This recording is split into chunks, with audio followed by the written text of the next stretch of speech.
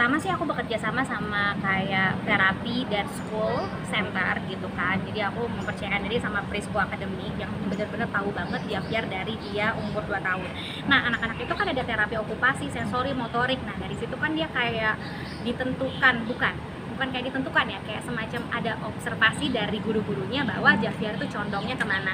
Nah, Javier itu condongnya emang ke bagian-bagian bangunan, kayak misalnya kayak dia mengkonstruksi atau membuat kayak semacam bangunan gitu kan. Terus dia suka banget alat-alat konstruksi, jadi menurut aku kayak puzzle, kayak balok-balok gitu dia bisa gitu. Tapi kalau untuk kayak seperti aku nggak mau maksain karena dia beda pasti sama aku. Zaman dulu kan aku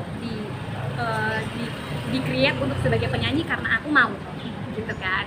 Dan memang rata-rata juga aku dibentuk juga dari orang tuaku yang pemusik, jadi udah sama-sama tuh. Nah, beda sama Javier. Kalau Javier dia generasi alpha yang dimana kita harus gali kebutuhannya, dia harus distimulasi, beda sama kita yang dulu pas zaman kecil. Ada tips khususnya nggak? Misalnya dengan kayak gitu kamu ngarahinnya kemana? Mau kasih puzzle ke dia tiap hari atau? Aku ngarahinnya ke field trip gitu ya, ke field trip kayak misalnya ada yang tentang konstruksi, bangunan, ekskavator, alat transportasi. Nah, itu aku masukin ke field trip yang per minggu gitu ya. Hari Minggu misalnya ada di mana harus bikin bangunan apa, terus harus diperkenalkan dengan bangunan-bangunan atau alat-alat konstruksi. Nah, terus udah gitu di sekolah dia juga dapat gitu, ada PR-nya. Kayak misalnya dia habis bikin apa sih, kayak prakarya gitu kan bisa ya.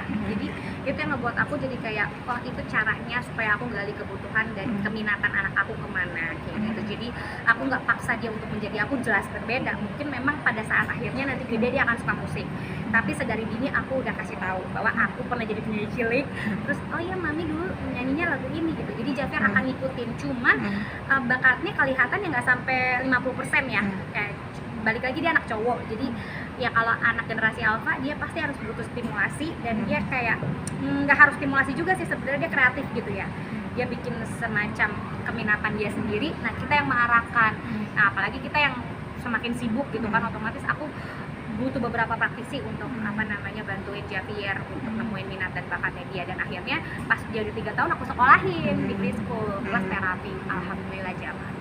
Oke, harapannya sendiri kamu gimana sih dengan tumbuh kembangnya Javier? Karena Javier bisa membanggakan kedua orang tuanya, bisa menjadi pengusaha. Kalau aku sih senengnya kalau misalnya dia bisa membangun satu struktur kota yang baik, bangunan yang baik gitu, karena aku udah suka banget sama bangunan.